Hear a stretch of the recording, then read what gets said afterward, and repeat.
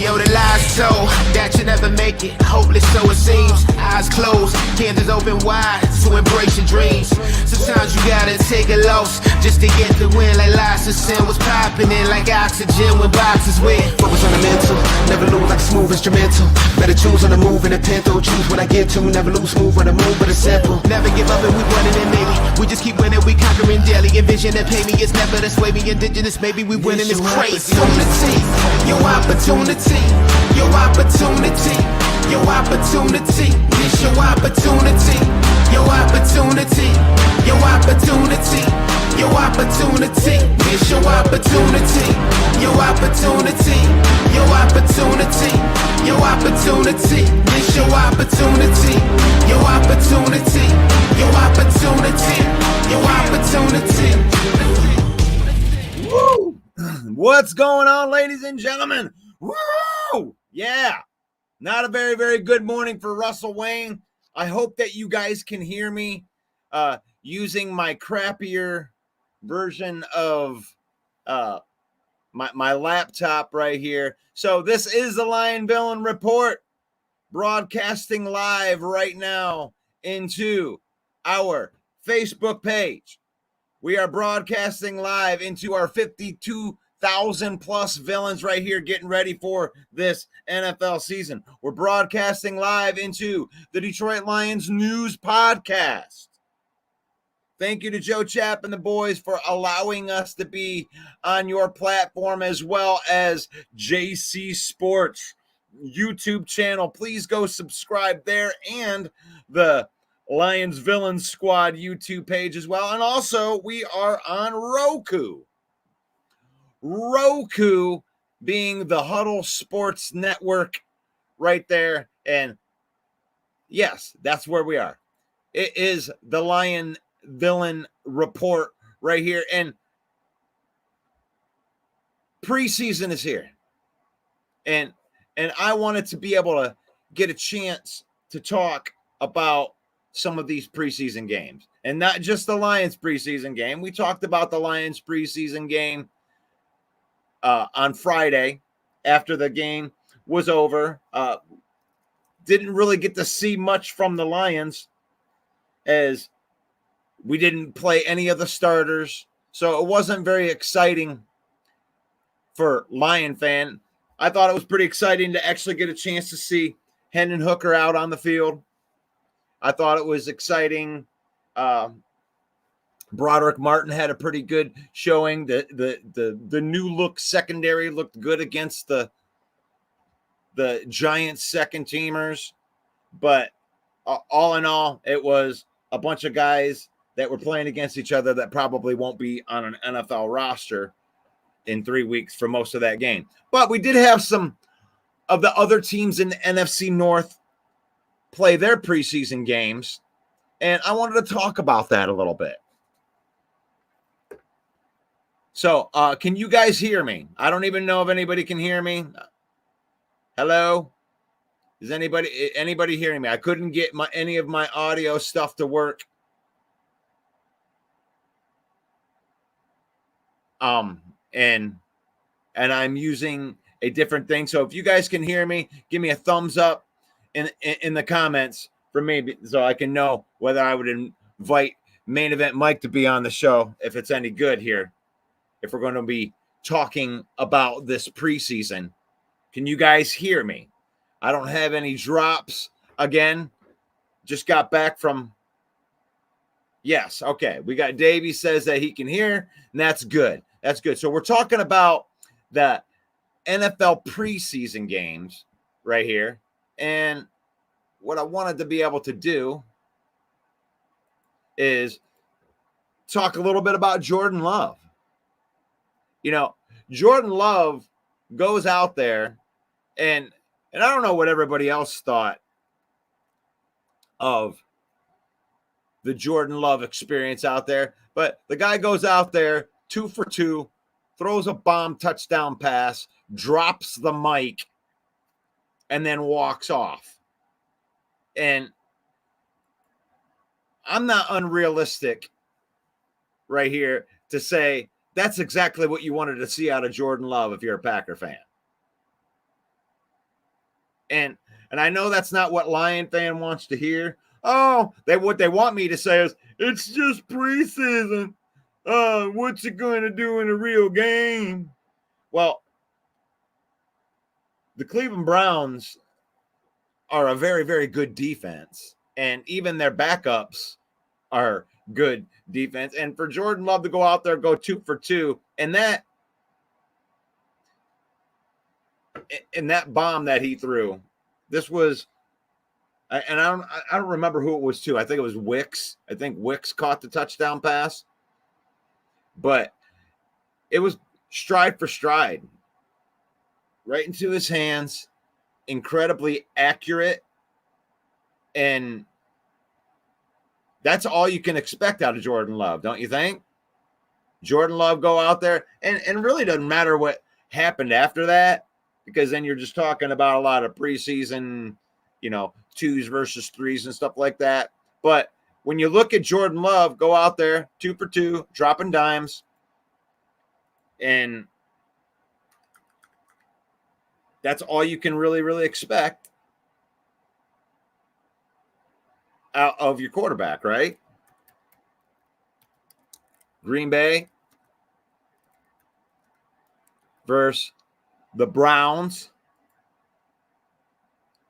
They win 23-10. And you got what you wanted out of your first team. Now, the Lions didn't play the first teamers. Now, that doesn't mean that that's the right thing to do. I don't think. I mean, just because the Lions didn't do it doesn't mean that the Packers did it and all of a sudden it's like a bad thing. It's not. Some people think that getting the reps and, getting them into game shape beforehand is smart. You want to put them out there. Sean Clifford goes out there and does 10 for 19 for 111 yards. You probably want to see him be a little more accurate when it comes with that. Emmanuel Wilson starting to show out again. He was last year's preseason darling for the Green Bay Packers. Grant DeBose, 5 receptions, 66 yards. So there's some guys that are out there that are making a name for themselves on the Green Bay Packers. I thought that was a pretty impressive win. It was a pretty impressive showing for the Green Bay Packers and their depth. So what do you think about that? Green Bay Packers beat the Browns in preseason, and I know it's just preseason. I'm not going to get too up, and I'm not going to get too down on anything. So really what you're looking for in preseason is what's good, because the things that aren't good are usually made by guys that aren't even going to make the roster. So let me know. Mike's in there saying one pride. Mike, you can come on in here and talk about some of the stuff. If they can actually hear me and we can do this, then we can actually have a conversation. If not, I'll just talk to y'all through here. Chance Lax, One Pride. What's up? What's up, Chance? Thanks for putting up with my unprofessionalism in the beginning, just because, I wish that we had better stuff, but it is what it is. So, what's up, Joseph? Hendon, the running quarterback, got hurt. Didn't see that coming. Davey said, yes, he can hear me, right? What's up, DL Elliott? What's up, Troy Watts in the house? Davey says that he's hearing me. Scott Harrison says that he's hearing me. And Jeff says, people freaking out over preseason games makes me laugh, especially the offensive line. No team has depth. Most teams, he's like 3-4 starters, and we have 5. That's a good point. I like that. If I had my Kirk Cousins, I'd say, you like that? Mike says, One Pride. Elise says, reporting is eligible. LOL. And thank you for reporting eligible. Elise, the queen of memes. She is part of our Villain Squad network now. She's making good content. She's able to put it out onto the Villain Squad page so you can see some of her work. You should go over and like her page too. Elise, the queen of memes. Broski Bear's in the house. He can't wait to hear me talk about Caleb Williams. Caleb Williams. You look like an NFL quarterback. I think that we do freak out about preseason, because if I told you that there were 2 quarterbacks that played in preseason, right? One of them went 5 for 9, and the other one went 4 for 7. And the one who went 5 for 9 added another 40 plus yards on the ground. And one quarterback's getting talked about like they're going to change their franchise forever. And the other quarterback, from that fan base, we say pump the brakes. And I'm talking about Caleb Williams, and I'm talking about Hendon Hooker. Very, very similar stats. And I don't know. It's preseason. I'll tell you what. I was watching the highlights of the Caleb Williams stuff. I'll tell you what, that little flip that he did to DeAndre Swift for like 40 yards was impressive. That was an impressive play. He was a plus player. And this is where we do pump the brakes, right? He didn't score a touchdown. On a second string defense. So if we're going to crown the guy already, I think that's a little bit premature. Yeah, a couple of the throws that he had weren't really good throws. He threw one of them into traffic, could have been intercepted. I don't know. If you want to crown him off of that, that's fine. But I think it's way too early to be crowning anything, especially if you don't. If you're not going to give the same adoration to Hendon Hooker, who truck sticked the runner like a man on that run, man. He plowed over that safety. He proved that he belongs at least with the big boys. So pump the brakes. Pump them brakes. Yeah. Hey, Steve, if you missed at the beginning here, I'm trying to give your boy Jordan Love some props, because I know it's just preseason. But Jordan Love did what you would want your starter to do when he goes out there and throw a bomb. Dime. That was a dime. That was the best throw out of any quarterback from any team that was in the NFC North, was Jordan Love throwing that sweet dime. And I think it was Dontavian Wicks. You probably tell me, Steve. It was Wicks, right, that caught that touchdown pass? Who caught the touchdown pass from Jordan Love? 2 for 2. That's what you want out of your guy. Broski Bear says preseason means nothing. However, Caleb looks like he belongs. The offensive line has been solid for the first 3 preseason games. Not that that means anything, but it is what it is. Yeah, I mean, Caleb didn't do anything that made me think that he wasn't an NFL quarterback.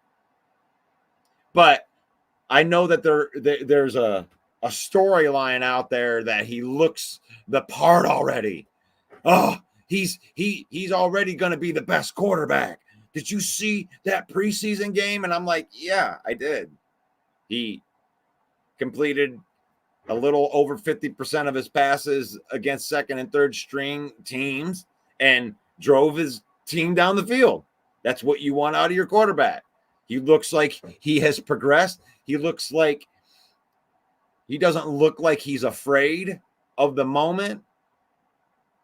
And he's going to have his full complement of weapons. I'm sure they didn't have everybody out there. So I'm not there. The thing is about preseason is I wouldn't really use preseason to crap on anybody, because that's not what you're looking for in preseason. Because the bad players that are in preseason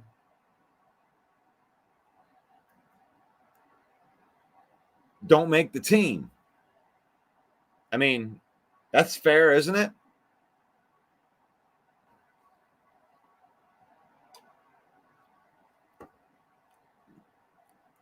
Fred says, I see so many Bear fans that are on top of the world because they're 2-0 in preseason. Admittedly, CW looks decent in preseason.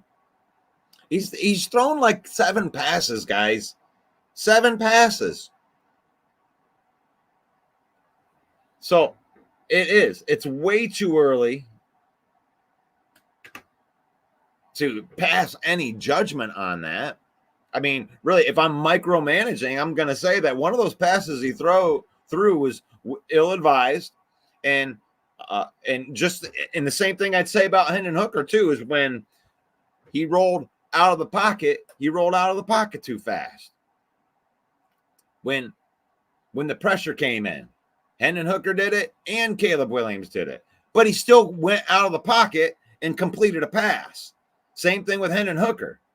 It's like, if I'm going to micromanage, right? I'm going to micromanage these things, then that's what I'm going to say.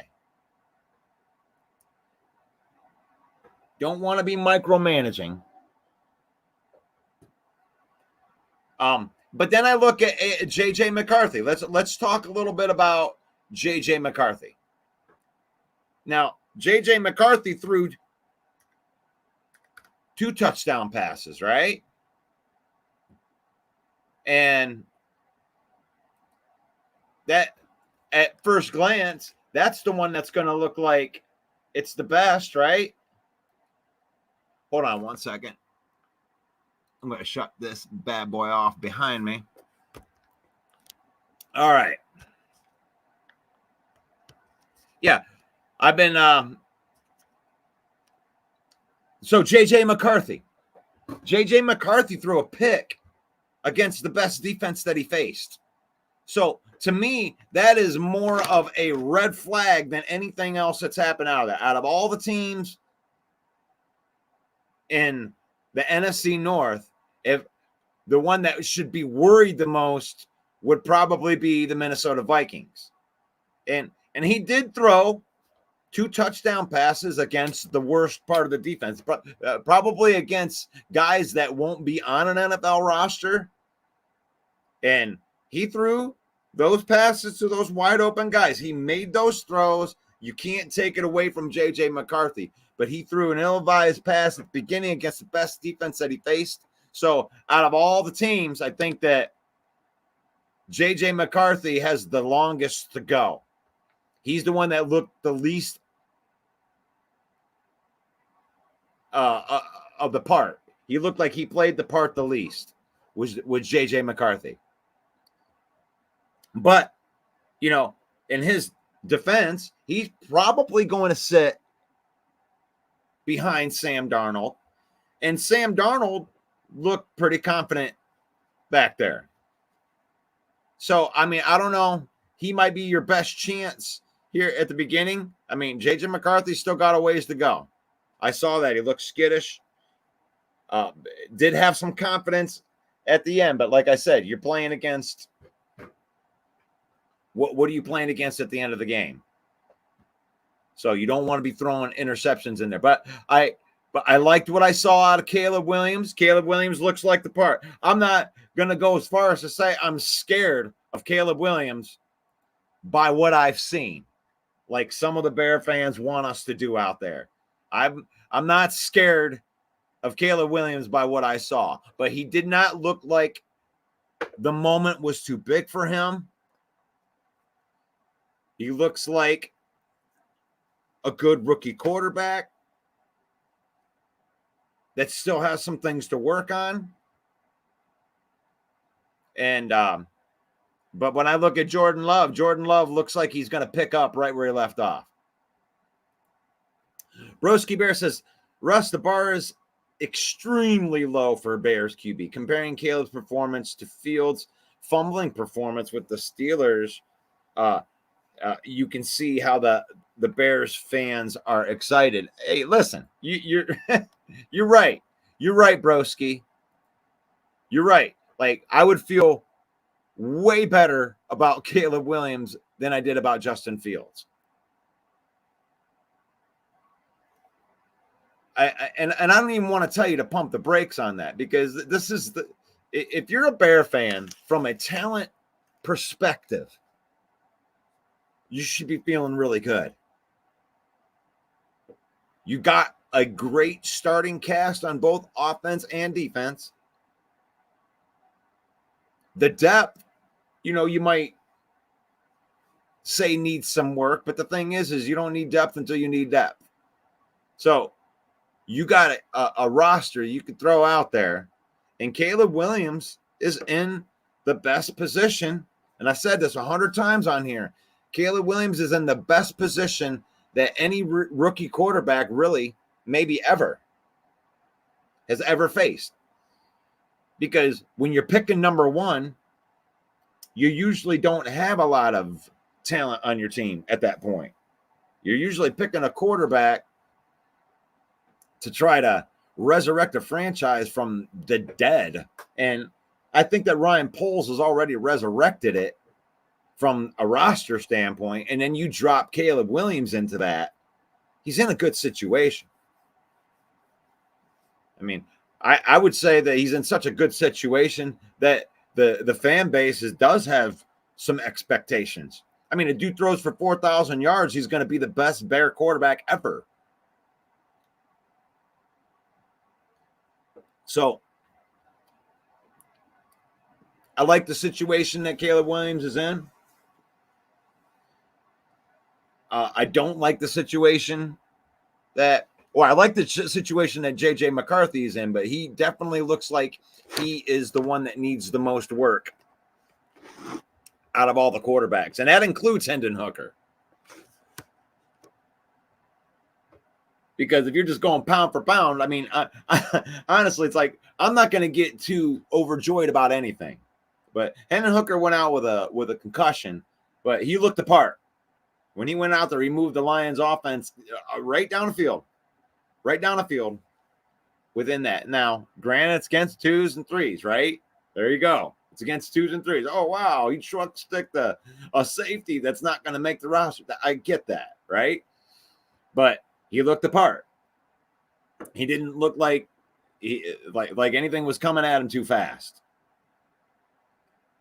He did go 3 and out from the first one, but it didn't show in his poise. And the next drive he takes it straight down there. So we pause. That's what we do. We're going to watch this preseason. We're going to look at the guys that stood out, that looked really, really good. Right? So, you got Jarvian Howard, right? 8 carries for 44 yards. Emmanuel Wilson with 13 carries for 61 yards.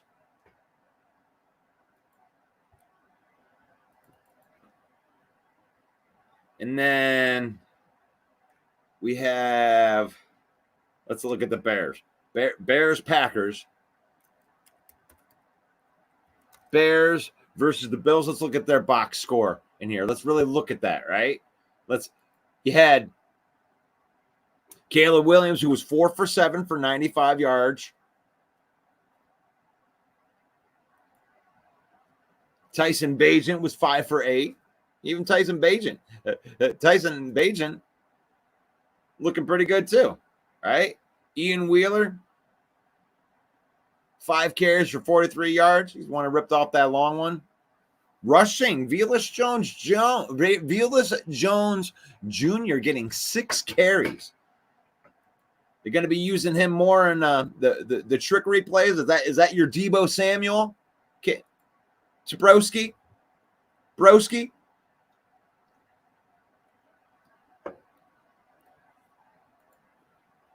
Travis Homer. I mean, you had Khalil Herbert was the one that had the most carries and he averaged the least. So DeAndre Swift with a 42-yard reception off a nice little shuffle pass. It looked like Caleb was going to get sacked, and I think he threw it with his left hand. Looking pretty slick on that play.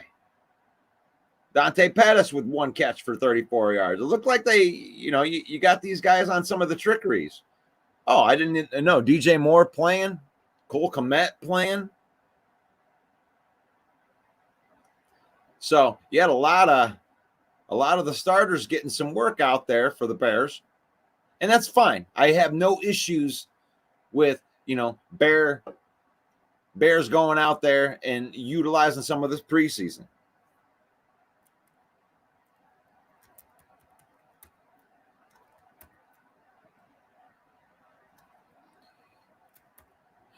And then you had the Vikings versus the Raiders, right? And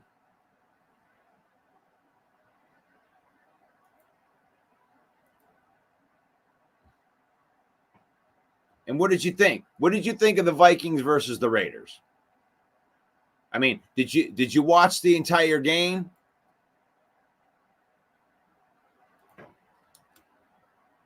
Or can anyone actually stomach a whole preseason game? I mean,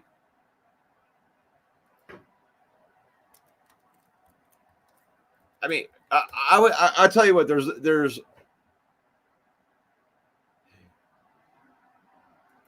when you look at these preseason games, it's like we get all hyped up. You get all hyped up and you're so excited to see your guys. And then 5 minutes into the game, you're like, oh my God, like this is my team. And I don't even know half of these guys that are playing, a lot of these guys are, what they call the camp bodies. And I don't know. You're not looking at real football. You're looking at situational football. Like I don't know if you noticed this, but in preseason, it seems like they really try to create situations that they can practice in. I want to see how my team reacts on 3rd and short. So we're going to bring in that package. We'll show that couple. And it's not like, I'm not saying they're not trying as hard, but it's not like they're putting a chess board together, right? They're playing checkers in preseason. You're not getting the nuts and bolts. You're not getting schematically like, okay, this is how I'm going to attack this team, and we're going to scientifically go down the field. They're like, I want to see this play work. I want to see this play work. And they're not getting called in any like rhyme or reason. I mean, I don't know how many coaches are out there, schematically trying to, get it done on preseason. They're really just looking for certain plays, and they want to see certain guys on those plays to see if they can handle it at the NFL level. Broski says, good morning. God, I'm going way back down here. Let's see. Steve says, glad that you and the family had a safe trip home. I appreciate that. It's a long trip. That's why I had to cancel the Saturday show. That was a travel day for us. And we were actually home at that time, but I was sleeping. We ended up getting home at like 5 o'clock in the morning. After driving, we did the full 14-hour drive, or I did the 14-hour drive. Didn't want to, my wife gets nervous when people are driving. So it's like, she's defensive driver. I'm an offensive driver. So when you're going through Chicago, and Broski knows this, Broski, I tell you what, you drive through Chicago and it says 55 miles an hour. And if you're going 55 miles an hour, you're dead or unalived. You're not going to last very long going 55 mile an hour on some of them expressways. Like, you got to go 85 through Chicago in that 55 just to keep up with the flow of traffic. Here's what it feels like if you're driving 55 and you're doing a speed limit in Chicago. And you're like, okay, I'm either going to have to really be nervous at 55 right here, or you just got to go faster. And my wife is a rule follower, and she's going to stick to that. I'm going to drive through Chicago. How about that? I'll drive through Chicago. But it's fun. I think it's fun because you might be going 85 mile an hour to keep up with the flow of traffic, but there's always a couple motorcycles that are doing like 130, zipping through everything. You can count on it. I think he goes riding out there through Chicago every night. Oh, Caleb says, CW looks and reminds me of Dak. Okay. I think that any Chicago Bear fan would take that. As much as we make fun of Dak Prescott not getting it done on the big level right here, the regular season for Dak, you can count on him to throw for 4,500. And I think that if Caleb throws for 4,500, that they'll take it. Fred Peterson says, I'm not scared of either one, but I'll take it. I'll take Jordan Love over CW. Sure. I got you. I feel you on that one. You like that. Jerome Salters, did you see DeAndre Swift? He stayed hurt with us, and he ain't hurt with anybody else. Hey, it is what it is. And there's a difference. There's a difference with DeAndre Swift. God, I don't know. Maybe there isn't a difference. Maybe they just got better luck going in there. But he went to the Philadelphia Eagles, who had the great offensive line that were good for running, and he averaged not very much after contact over there, but they blocked well for him, and he had 1,000 yards, man. He deserves his flowers for that. But I don't know. We'll see if he can stay upright this year, because the Bears' offensive line is definitely not as good as the Philadelphia Eagles, and that's not an insult. It's just a fact of life for this year. Even with Jason Kelce gone, that there's just something about the way they draft guys over there. They do well over in Philadelphia right there. But yeah, I'm sorry, Jerome. That it is what it is. Fred Peterson says CW throws for 4,000 yards. Best Chicago QB ever, but that's not a very high bar. Yeah, I remember when the Lions drafted Matt Stafford, and it was like it wasn't going to take much to be the best Lions quarterback ever.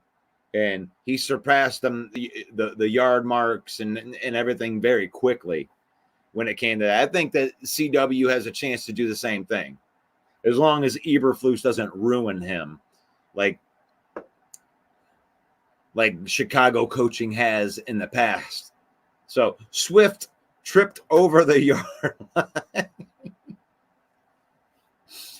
Hey, I don't think that Swift is going to end up being the best running back on that team. So that's a good thing for the Chicago Bears. Fred Peterson says Swift won't stay healthy behind the Bears O-line. I agree with that. I was definitely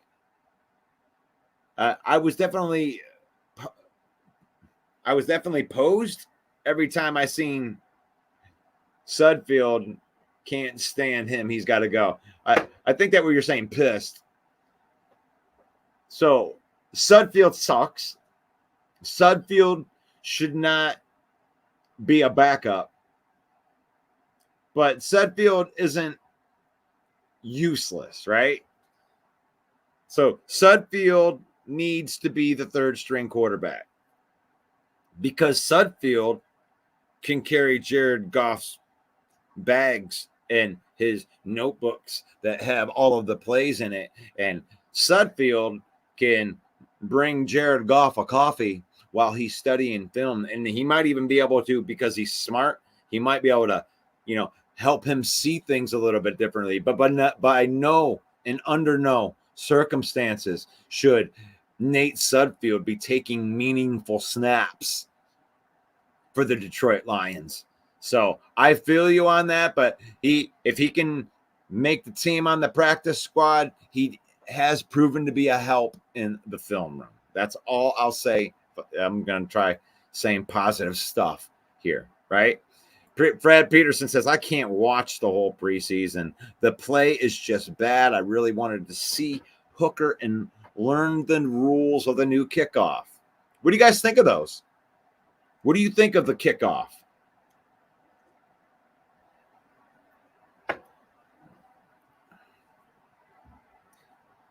It's a good question. Throw that in the comments. I'd like to know what you think of that rule. I think it looks goofy. I think they're really trying to force something there. Hey, Russell, good afternoon. What's up, Ken Fisher? You like that? Say hello to my little friend. Fred and Chance are in agreement here. Bears and Bills played their starters for the first quarter. Interesting. For the entire first quarter. So some players are played so they can see who's going to be traded. Yeah, that's true. That is true. And I'm sure that the Bears and the Bills didn't play every single one of their starters. That would be kind of unprecedented because some of the guys just ain't going to go out there. But I did see quite a few starters that were out there, and maybe they did play all of them. But Fred Peterson says, I didn't think that the Bills defense is what it was the last couple of years. That made me true, because that's what happens when you go into cap hell and you start paying, everybody on your team. Everybody's going to go through it unless you know that you're drafting well. Broski says that he didn't watch, but I think that the Raiders are in for a long season. Yeah, if I'm a Minnesota Viking fan, I mean, if you want to take encouragement out of J.J. McCarthy throwing a couple touchdown passes to wide open guys against that defense and that third and fourth string, I don't know if you're going to be sleeping too well during the season. Because J.J. McCarthy throwing the ball and getting the ball picked off against that defense, he just doesn't look comfortable yet. He's got a long way to go. Speaking of the schematics of the new kickoff, is really difficult to understand for the reasons why they changed so many things. Injuries are going to occur regardless if you're running 20 yards down the field or 45 yards down the field. You're still going to have collisions. But in the defense, Ken, I'm going to defend this part of it. You're still going to have collisions, but you're not having a guy run with a 30-yard full head of steam trying to get down there as fast as possible. You're getting the collision of almost like the collision of a regular run play rather than a full speed. So I understand what they're trying to do. It just isn't translating with the rule yet. I don't think it's dumb. Like of the schematics on it. That's just my opinion. It's one of those things. I think it's goofy. It looks weird. It's confusing, and I think there's going to be some games that are won and lost based off of people not really understanding yet. And that sucks.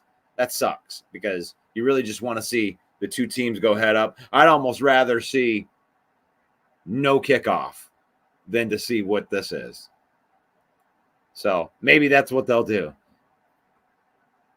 Fred, you're not stupid, man. The Bills defense isn't going to show their cards in the preseason. Yeah, it's all good. It's all good. We're smarter on this show. The fan base is smart. You guys are smarter on this show. I don't think that we have to worry about anybody being too over up or too over down on anything that's happening in preseason. So Steve says, I agree, but I don't think they have the playmakers that they used to due to the cap issues. And that's very true. But everybody goes through that. And really, in their minds, Fred, they probably have their next man up mentality. They probably drafted some guys over the last couple of years that are going to step into those starter spots. So they probably have all the confidence in the world.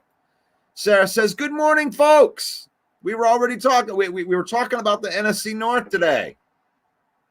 Sarah, looking at all of these preseason games that everybody's going to overreact to. Jerome Salters, so right, but not this fan base.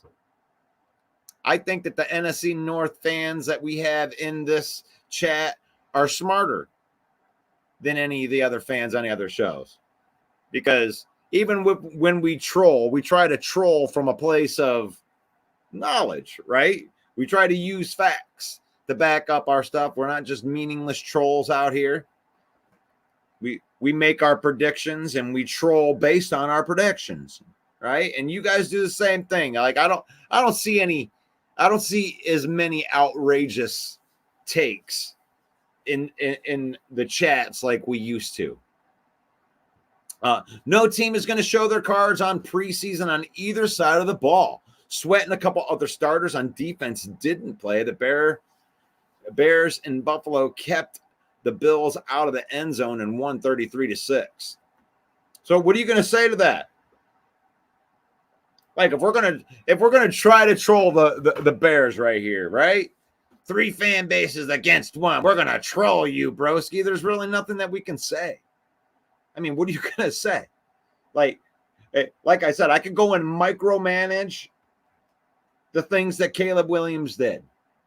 You know, you could say that he rolled out too fast, but he still completed the pass. You know, you can micromanage, but the bottom line is the depth is showing that they can play. And it's like, well, the Bills didn't play their starters. Well, like Broski says right here, they're not going to put their big dogs out there. And neither are the Bills. Like the guys that they know are going to make the team. You think Sweat is sweating making the Bears? I mean, they just signed into a big multi-year deal. It's like, we don't want him out there. We just paid him. Why would you stick a $20 million a year guy out there to risk him in a game that don't matter? So, yeah, I get that. You know, there's nothing that you can say about the Bears other than they destroyed the Bills in a preseason game. That's what you want. Would you rather see them get destroyed? And then you'd be making fun of them more. I'm not going to make fun of the Bears for winning. My QB gave me hope.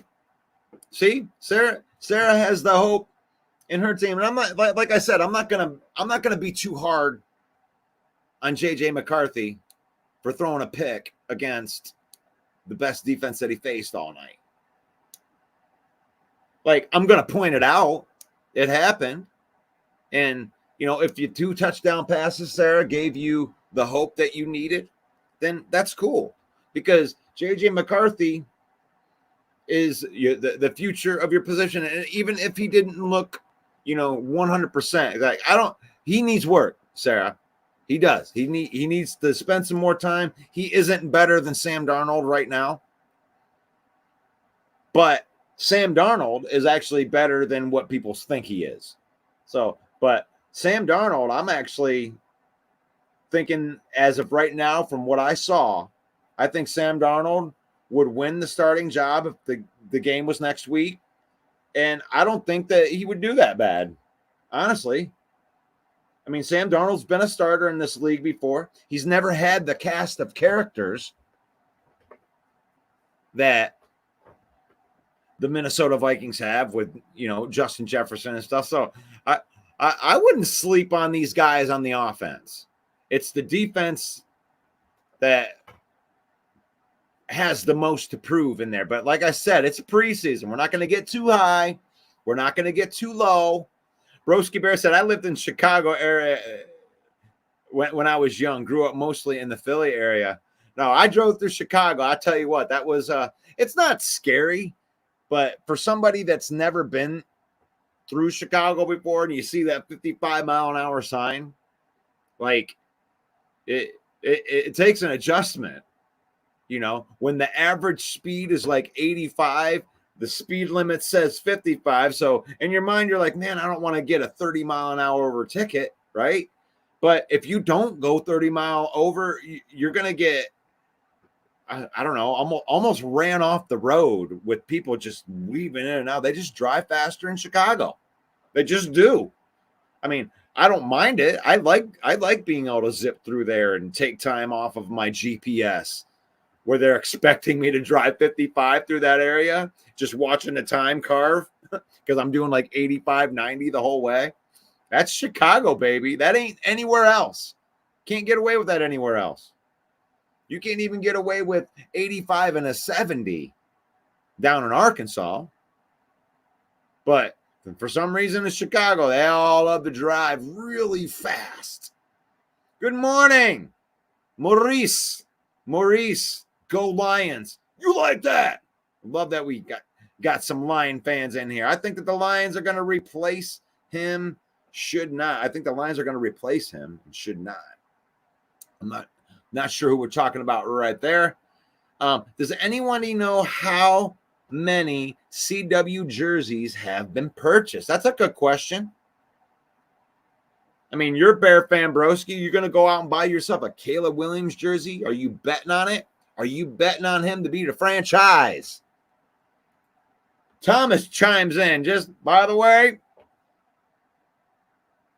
Nate Sudfeld sucks. Drops the mic. Thomas is out. Thank you for the comment, and I agree. Steve says, Bean. Ben purchased. Bean. Oh, good. Jaguars have it figured out. Jerome says, I like it. You don't get your head taken off, and you know that it's a downside to it, you know. Okay. I like it. Don't get your head taken off. What are we talking about right there? Let me look through here. QB is tough to figure out. Remind me of your Fields comparison, Broski Bear. I don't know. Caleb Williams is different than Fields. Caleb Williams, I mean, he's not as athletic as Fields. Oh, by the way, we just stopped broadcasting into the huddle.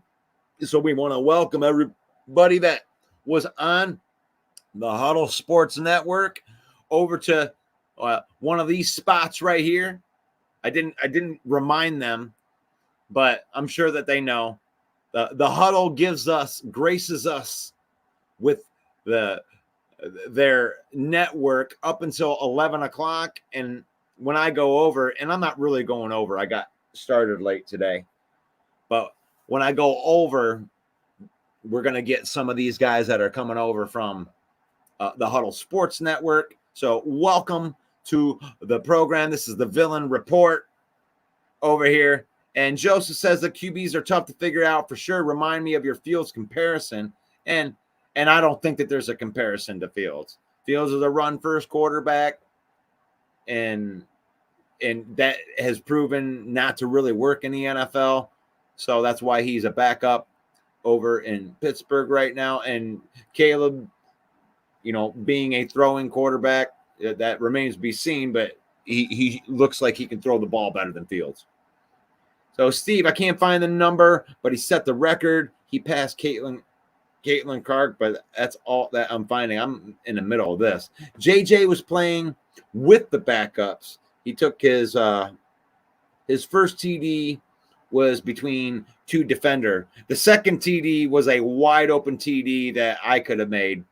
I mean, there wasn't a player on that within 15 yards of the player on that. I mean, he's playing with backups. Like I said, I'm not going to get too high or too low on any of these guys. So Fred Peterson says, yeah, I didn't care much for the new kickoff, but it may grow on me. Sure. I don't know. I think Stephon Diggs should have stayed in Buffalo. I don't think they wanted him in Buffalo, Jerome. Stephon Diggs left, when you look at that marriage breakup between Stephon Diggs and the Minnesota Vikings, and then you watch the way that he left the Buffalo Bills, and then you wonder, okay, now there's two teams. So I think maybe the Minnesota Vikings did right by getting rid of him. We could say that. I don't give Kwesi any very much credit, but if Kwesi pulled that move off of the Stephon Diggs, I'll give him credit there, right there. Sarah says Dallas Turner was wrecking the Raiders starting tackle. Yeah, he was awesome against that guy. So Dallas Turner's a good pick. That was somebody that I wanted the Lions to take as an edge rusher. I'm glad that we got Terrion Arnold, because as much as I wanted a Dallas Turner, I thought that we needed cornerback help more than we need. Because last year the Lions didn't.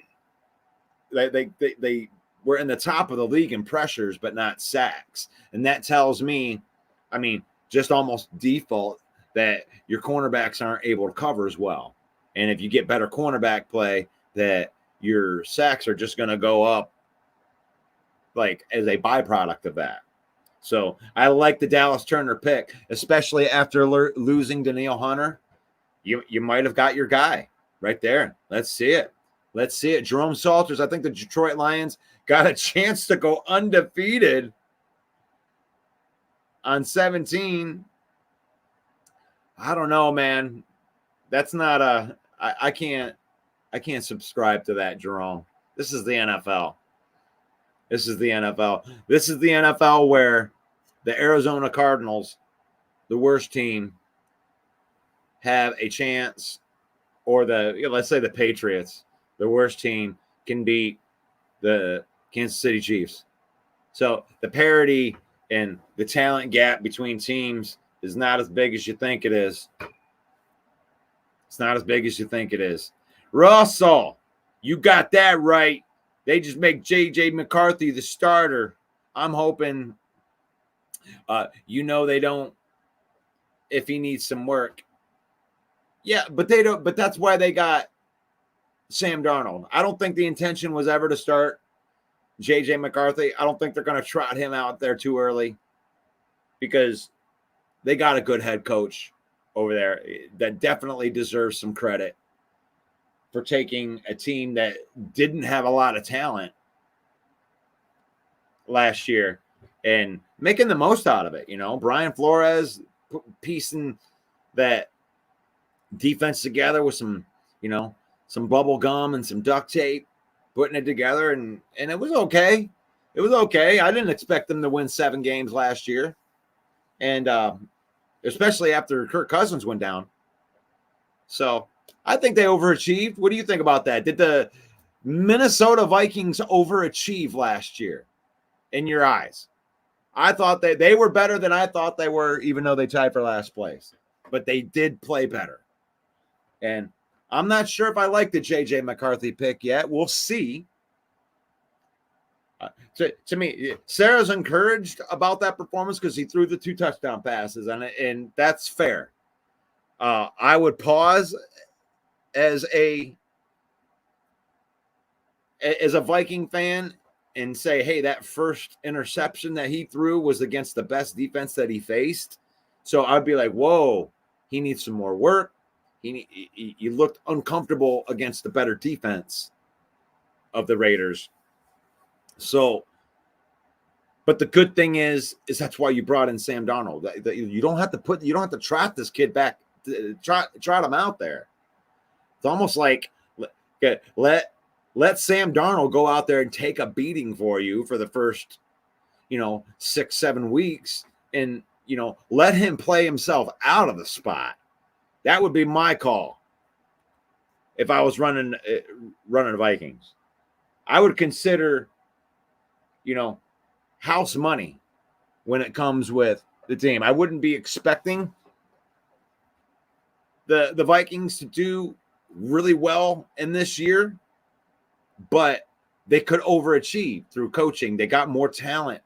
You got more toys for Brian Flores that are younger, that not a lot of people know about. And the offense is loaded. You had an injured quarterback, Nick Mullins, carving people up last year. So I don't know if McCarthy's better than Mullins or Darnold, but he's a developing quarterback. You don't want to trot your quarterback out there. You don't want to be in the position like the Bears where you have to put your quarterback out there. In the Bears situation, like I said, it's a little bit different because they have a lot of skill in that area too.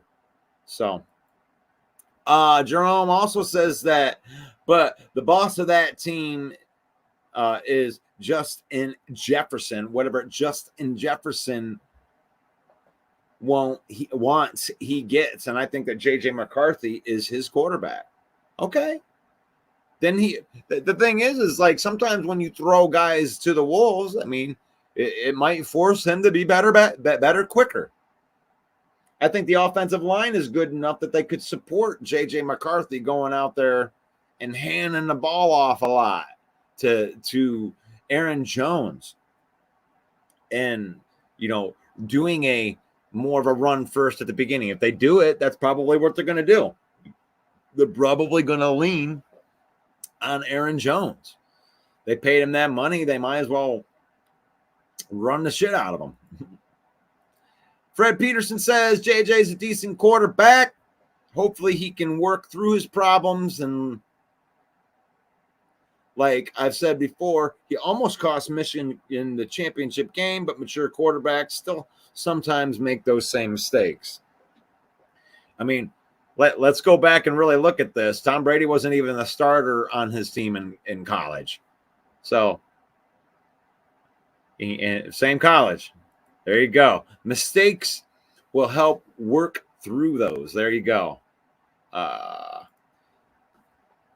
Broski says, Ross, I've never owned a player jersey and most likely never will. He's not going to support the corporate nightmare that is the NFL. The millions. Why have billions when you can have millions? Kind of look like him, don't I? Shoot. I shouldn't have said that. Now you guys are never going to see me the same ever again. Yeah, the corporate part. And that's a cool thing about the Villain Squad is we're not corporate. We don't got a payroll. We're just a couple of guys, Mike and I. We're just a couple of guys that like football We're Lions fans. Started the page. We create all of our own content. You know, all of the misspellings are mostly me. Mike's a proofreader. I don't really spell very well, so you can blame all the misspellings on me. But we just put the content out there, man. We're watching football and we're fans just like you guys are. You know, we're blue collar Facebook page right here. We just put in the work and put in the grind. We don't hire nobody. We do the work. We do all the designing, all the cute little stuff that you're seeing, all the Roku and the backgrounds and stuff. I make that, or Mike makes it, or Elise Memes makes it. So we're blue collar. I like that. We ain't corporate. We ain't white collar. I mean, I love me some Woodward Sports. Don't get me wrong. I love me some Braylon Edwards. I love me some Darren McCarty. Shout out Darren McCarty. My band got to play with his band Grinder back in the 90s. That tells you how old I am. But shout out Darren McCarty, Woodward Sports. They're doing it right over there. They got the good corporate structure. Maybe someday we'll be able to hire some people to do some stuff for us. But right now we're just in the grind. We don't mind grinding. It's all good. The kickoff. Let's see if I got any more questions in here. I love that you guys have a conversation with each other. Chance says that the Vikings definitely overperformed. Lost Jefferson and had like 12 different QBs. The funny thing is like it seemed like they lost more games with Jefferson than without him. Addison really came on. They had a good balance in between that. But, you know, Jefferson's more of a big threat guy. Like, he's going to kill you on those deep things. And if he hits 2 or 3 of those in a game, he blows you up. That's the hard thing about Justin Jefferson. Addison's more of a guy that I think is your, you know, slot guy where you're going to get the multiple targets, 100-plus receiver type of dude. But yeah, that was really weird. You know, you lose your quarterback, you lose your best receiver, and then all of a sudden your team takes off, which is cool. Broski says, I think the Vikings have a solid roster, top to bottom, both sides of the ball, much like the Bears. QB is the biggest. I don't know if I can subscribe to that on the deepness, but they have a lot of young players.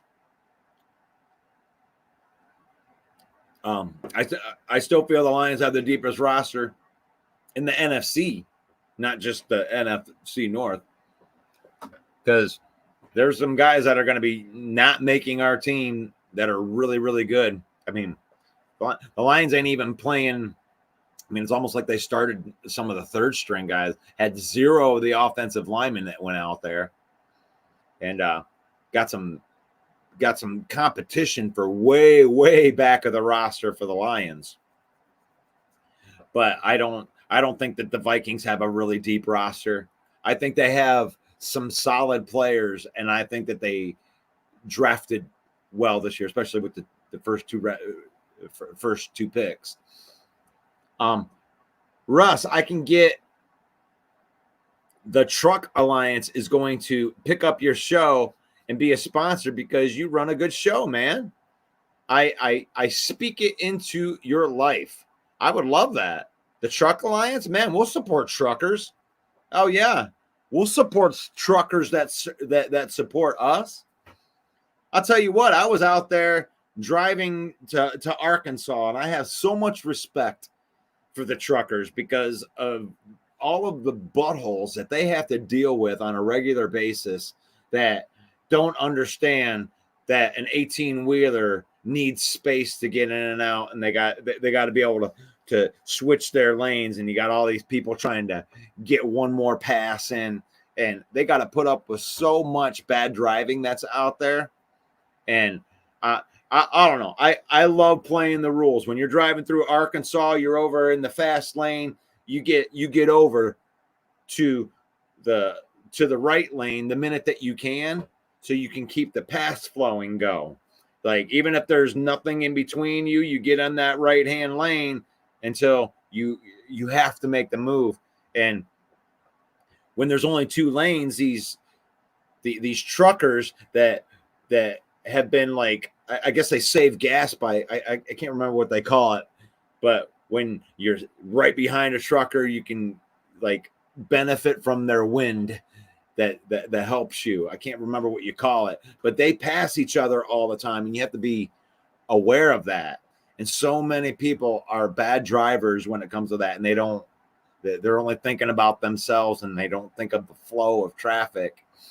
And so, yeah, much respect to the truckers that are out there and the bull crap that they got to deal with. So thank you for that, Jerome. Speak life. All of these puppies in the north, while the real dogs are locked in the kennel at Allen Park. Hey, the Lions can feel great about their team.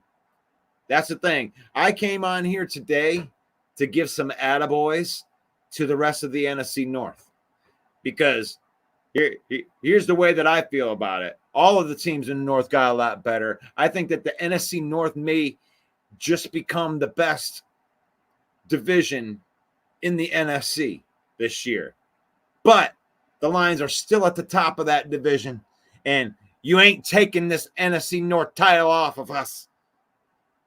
And it's not because you're not good enough. It's because we won't let you. Yeah. It's reasonable to get excited about our team, but still considered that we may have some weaknesses as last year.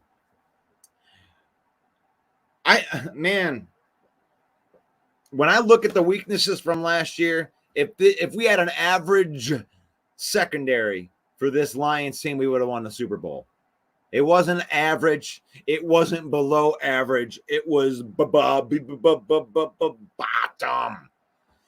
So it is reasonable to be excited about the team. If you're still concerned, and I don't want to have the same weaknesses, but the thing is, we didn't double down on our weakness. We didn't triple down on our weakness. We didn't even 4 times down on our weakness.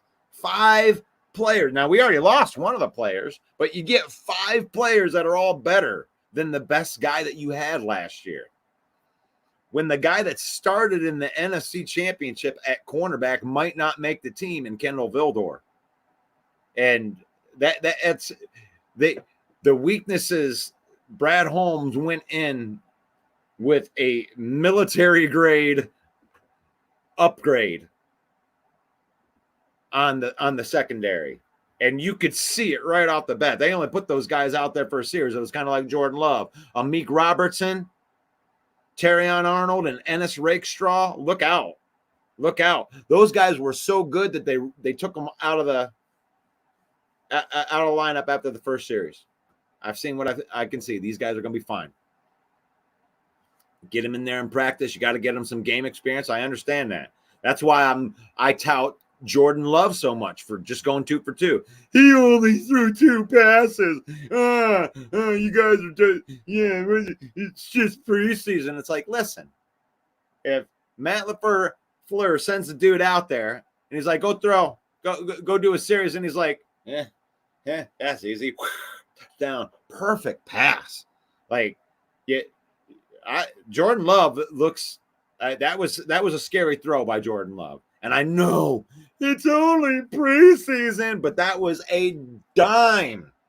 If that was up against the best cornerback in the NFL, and he was running stride for stride with him, that ball was perfectly thrown. It doesn't matter who was covering him. Jordan Love, that's what it is. That was a mic drop drive. Hey, go out there. Let's see. Let's get the rust off. Touchdown. Yep. Get Clifford out there. We don't need to see no more Love. Like, that's what it was like. That was by far the best performance out of any quarterback in the NFC North. Just because he goes out there, that's what you're supposed to do. Perfect. Perfect. So, like, I don't know what trailed me into that, but that's right. Broski Bear says the Bears have a deep roster. I don't think that the Lions are deep at all. The Lions thin at DN, wrong. Thin at D tackle, wrong. Thin at linebacker, wrong. Thin at wide receiver, wrong. See, that's Broski. Come on. I'm not even saying that you don't have a deep roster.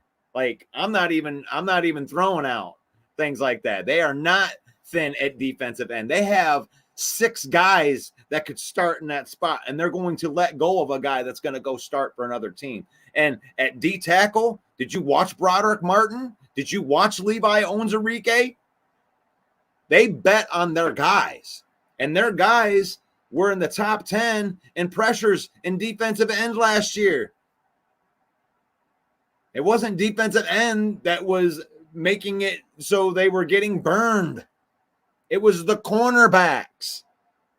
When you have a lead leaguing in pressures, and it wasn't just Aiden Hutchinson. Aiden Hutchinson was a beast, but he plays 90% of the snaps. Defensive tackles, Broderick Martin looks the part. Aleem McNeil looks the part.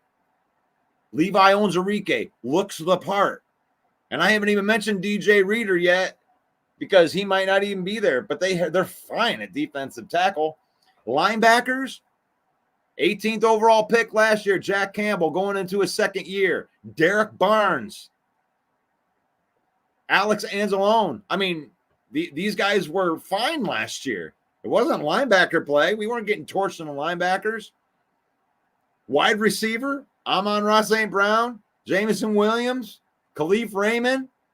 We have a guy competing for the 4th wide receiver spot. And tight end? Really?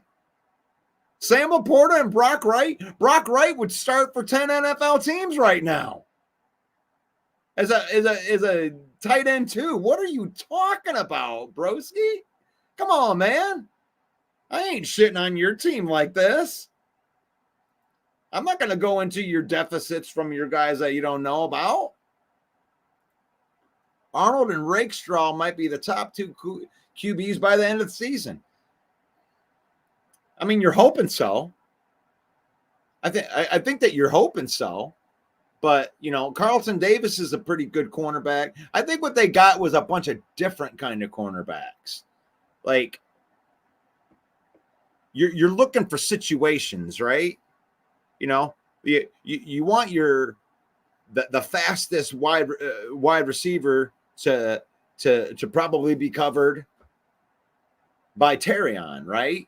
Or Rakestraw, one of the faster cornerbacks. But then you got these big physical guys. You know, Carlton Davis is more of a press type of corner. He goes up against the bigger bodied receivers. So I like that call. We're probably the deepest. We played 300 third and fourth strings in the preseasons. Let's see. Other than Hutch, who are you starting on the other defensive end spot? Davenport, Houston, Pascal. That's not cutting it. But what are you talking about? Like, Houston had 8 sacks. The only reason he didn't have sacks last year is because he was injured. Like, you can't just say the guy isn't any good because he didn't play last year. I mean, Davenport, what's wrong with Davenport if he's available? Davenport averages a sack every 2 games. And here's the thing is, you're not looking for one guy opposite of Hutchinson. You're not going to have 2 guys. Hutchinson's going to be the only guy that's out there all of the time. You got to understand how we play defense in order to this shows me that you don't know how we want to play defense, because what you're looking at is a Davenport, Houston, Pascal rotation of guys that are all going to play like 20% of the snaps. They're going to play matchups. Houston rushes the passer different than Davenport. Davenport is more of a power guy. Houston is more of a speed guy.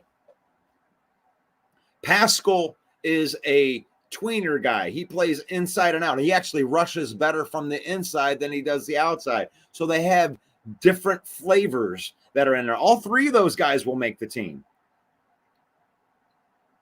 They've even been putting Levi Onwuzurike out on the edge. They got all of these guys that play different spots. So in order, like if you think that we need depth there, it's like all of those guys offer something. We don't have starter, non-starter.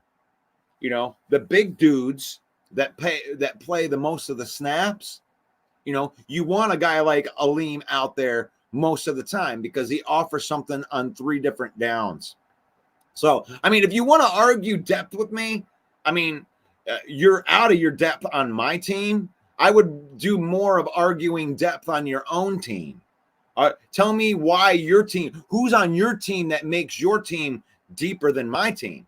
Who do you have as backup pass rushers and backup tight ends, backup wide receivers, backup, you know, the 5th, 6th string guys?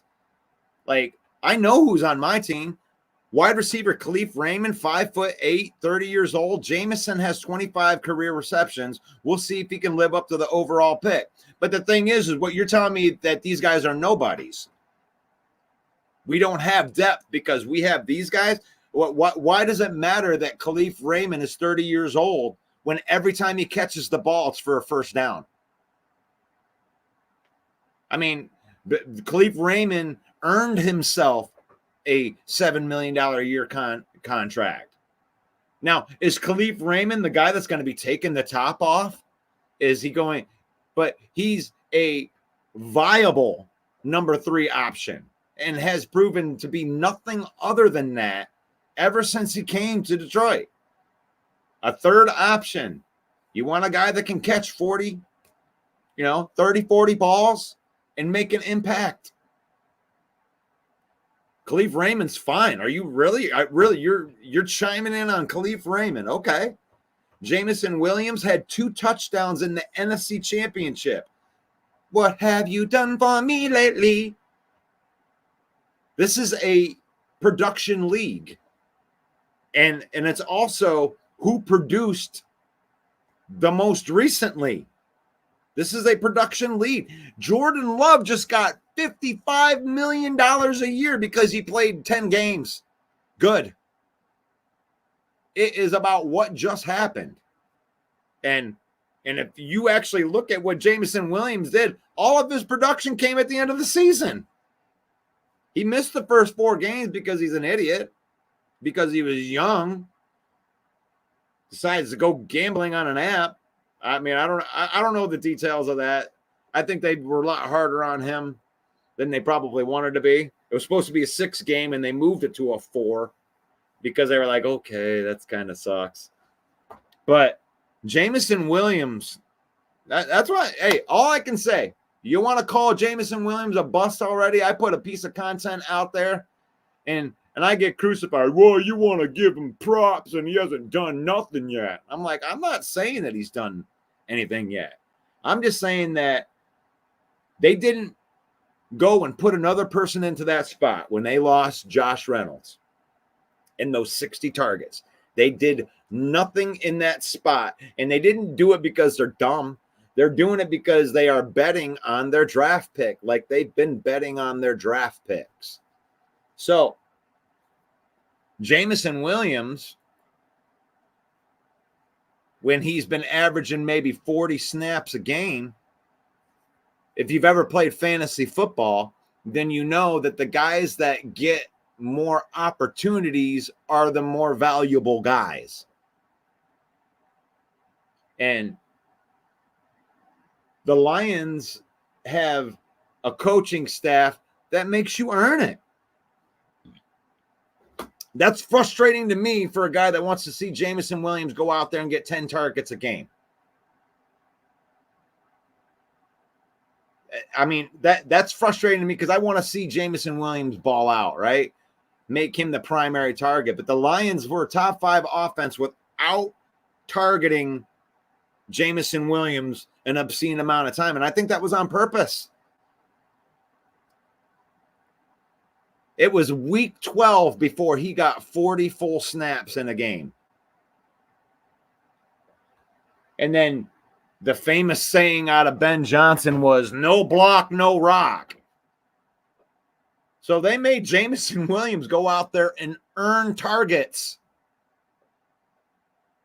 And if you can watch him in the playoffs as he's breaking out as a wide receiver and you can just dismiss it, but because he's only got 25 career receptions, that's cool. That's cool. Like I said, please be the Bears, be the Packers, and be the Vikings and think like that. Please don't cover him. He's just a bust. He's out there all fast, and yeah, he's probably going to gamble. I mean, I hope that the teams take your approach to it. Khalif Raymond's too old. Jameson Williams is a bust. Houston's played 9 career games. He's a stubby 6'1" guy who was a one-shot wonder as a rookie. Davenport never stays healthy. Pascal is average of okay, shit on my team. I don't agree with you. I think it's weak. You say Houston's played 9 career games. He had 8 sacks in 9 games. 8 sacks in 9 games. Who do you have that has 8 sacks in 9 games? Nobody, because he was the first person to ever do it.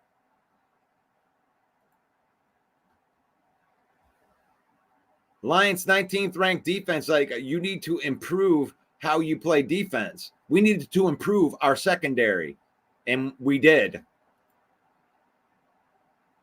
It's like, improve how we play defense. The team made it to the NFC Championship, broski. Jordan Love produced for an entire season. Jameson has never come close to doing that. We'll see.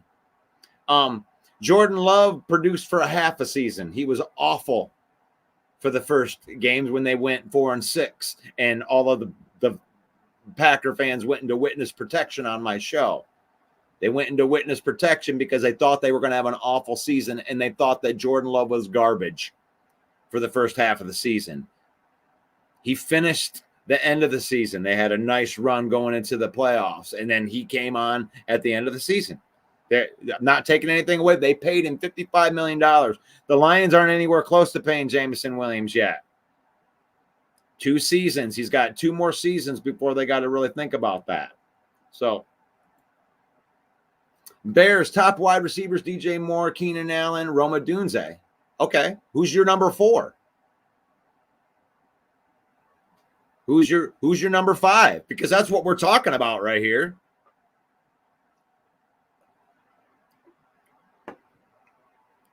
And do you want to make a bet? You don't want to do embarrassing bets. But I think Jameson Williams will outproduce Keenan Allen this year. I'd be willing to put something embarrassing on that. That isn't money. Hey, guys, I just got banned from YouTube to make comments on videos. Have you ever seen that before? I've never seen that. It might be I have a cuss word filter on there. Just don't use profanity. And, you can use like different acronyms for profanity to say what you want to say, profane, but don't actually use the words. I don't know if that was why. So I apologize to you, Brent, if that was on there. And by the way, broski, I love having this conversation. Because it gives me a chance to learn a little bit more about your team. I would rather see what you think about your team with your depth and stuff like that, because I'm confident with all of the depth, with all of those guys, because you're talking about 3rd and 4th string guys, and we use our guys different than you use them. And like, a lot of people have their guys as like, oh, it's the starter. And then if he goes down, then this guy comes in. And if he goes down, then this guy comes in. And we don't run it like that. Like what Dan Campbell says is every one of the guys that is up, that as the 48 guys that dressed, will have a play. They will go out there and contribute to the game in some way. Even if it's just 2 plays, you have a role. And then obviously if somebody's injured, your role increases. So we like to use all of our guys, right? So when you're talking about production from the other side, when it comes to defensive linemen and stuff like that, like Broderick Martin is going to get a certain amount of plays in there, and they're going to play matchups. They're going to have a game plan that has certain guys in certain positions. And I don't know if everybody runs it like that. Like I said, most of them, you probably deal with it, because I think this is how Eberflus does it. Here are your starters. If this guy's gone and he gets injured, then this guy comes in. But this guy that comes in isn't going to have a role unless the first guy gets injured. And that's the way most players do it. That's the way most coaching does it. Good discussion. This is a good discussion on the depth. It's because, I try to stop myself from being a homer, and I have to actually dive into the things that you're saying and really look at that, right? Well, do I still have confidence in Khalif Raymond? Because the people from the outside, and I'm sure that Broski feels the same way as most people from the outside that don't like follow the day-to-days of the Detroit Lions, which I don't expect you to. You're a Bear fan. Just like you wouldn't expect me to go in there and follow every single thing of training camp. I do look at that type of stuff, but probably not as much as a Bear fan does.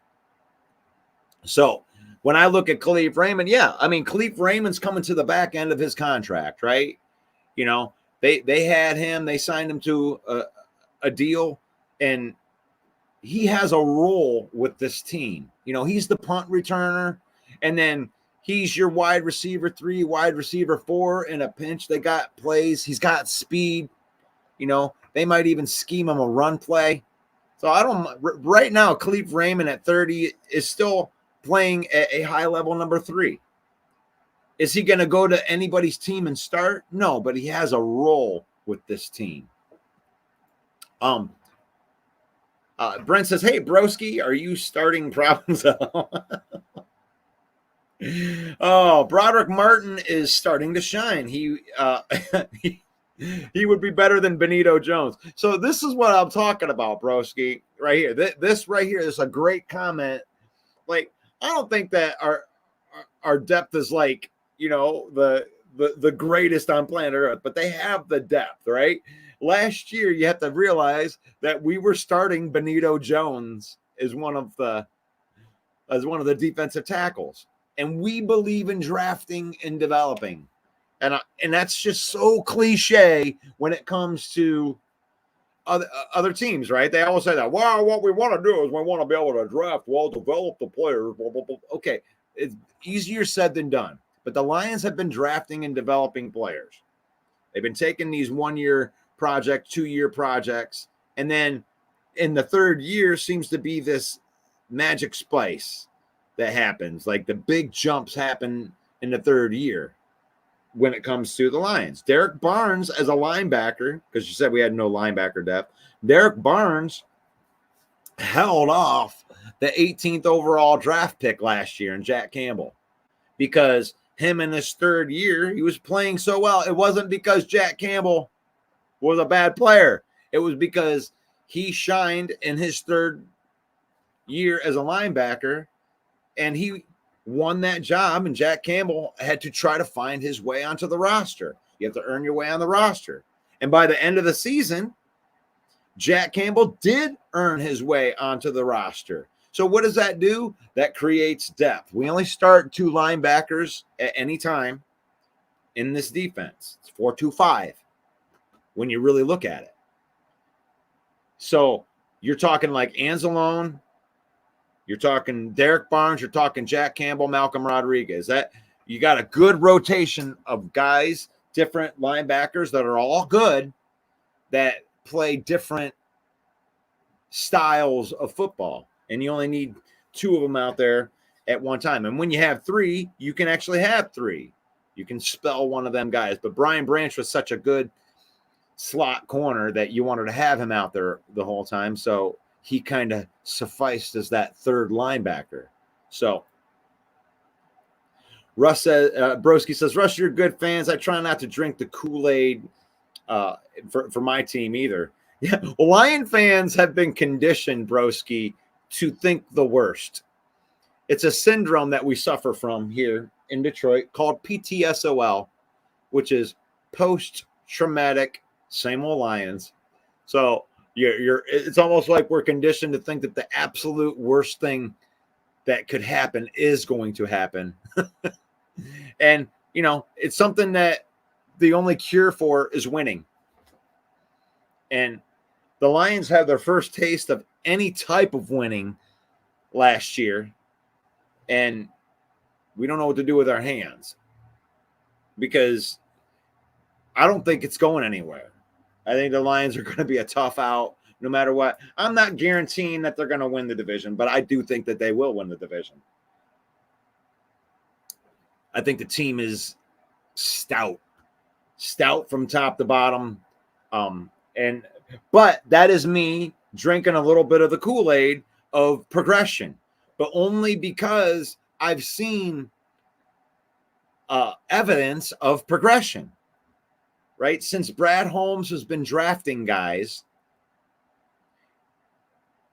the guys that he has drafted, he's got like a 800 batting average when you really think about it. I mean, everybody already sold out like Levi Onwuzurike. No one expected him to even be in the mix here, including me. When he was the camp darling, when Dan Campbell called him the best defensive lineman on our team in the training camp, I was like, what? Are you kidding me? Levi, second round pick, I thought he had a broken back. And here's a guy that just couldn't get on the field because he couldn't get over his back. Now, he put on like 20 pounds, and can his back handle a whole season? I mean, I'll take any type of good play from him, even if he is a depth piece. So my answer to the defensive tackle is Levi Onwuzurike on that, and that may be me drinking a little bit of the Kool-Aid. Broderick Martin having a body transformation a lot like Aleem McNeil did before he had his breakout season last year. Really, he started to break out at the end of 2022. So what we're starting to do is see evidence of these second and third year guys, Derek Barnes, Ifeatu Melifonwu, who actually finished the season as a top 10 safety. Aleem McNeil. Now you're in the third year of a lot like these Josh Pascals. Like everybody wrote off Derek Barnes going into his third year.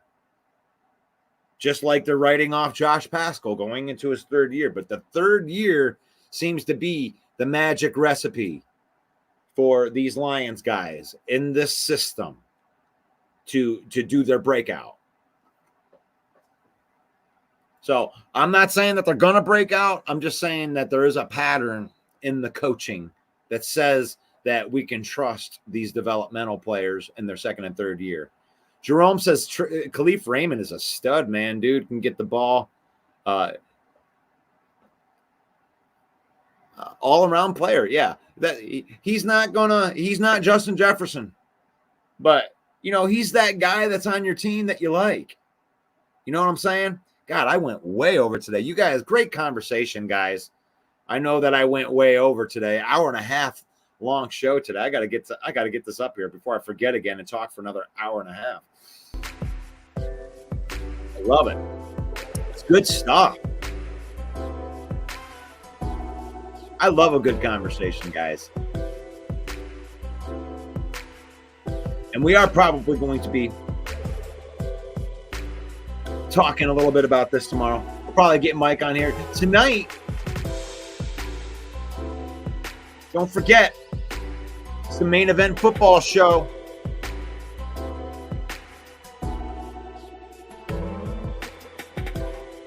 It's the Main Event Football Show with Main Event Mike.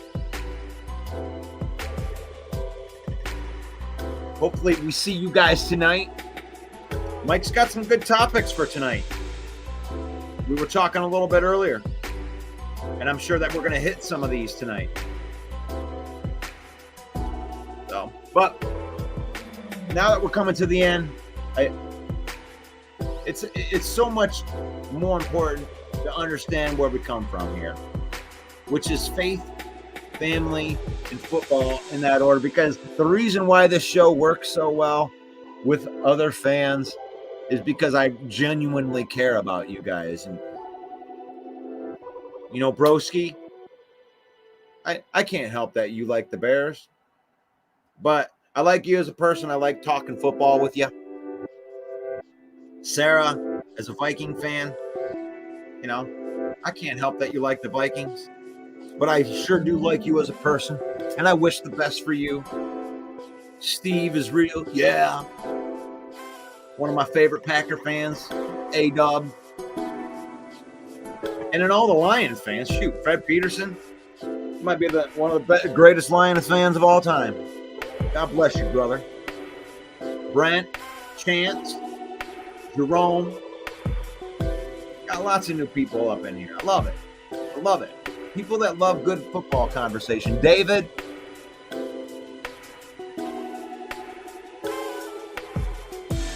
Jason. Doesn't matter what team that you fight for, that you fight for, that you talk for. It's faith, family, football in that order. Use football. Use football to spend time with your family. Create memories. You don't have to win championships to create memories with your family. It's not about that. It is about that, but it isn't about that. Use football to create memories with your family. Don't let football use you. Don't turn into a butt. Don't turn into a butthole if your team loses, because it's faith, family, and then football in that order. As long as we keep that, then I think that nothing can stop us as humans. Nothing can stop us. We can have a good time together. So I'll leave you with the blessing like I love to leave you with the blessing. May the Lord bless you. May the Lord keep you. And may the Lord shine his face upon you until we meet again tonight for the Main Event Football Show with Main Event Mike. Peace out. Hey, yo, the lies so that you never make it. Hopeless, so it seems. Eyes closed, canvas open wide to embrace your dreams. Sometimes you gotta take a loss just to get the win. Like lies to sin was popping in like oxygen when boxes win. Focus on the mental, never lose like a smooth instrumental. Better choose on the move in a pinto. Choose what I get to, never lose smooth on the move, but it's simple. Never give up and we running it, maybe. We just keep winning, we conquering daily. Envision and pay me, it's never the sway me. Indigenous, maybe we winning is crazy. Your opportunity, your opportunity, your opportunity. This your opportunity, your opportunity, your opportunity, your opportunity. This your opportunity, your opportunity, your opportunity, your opportunity.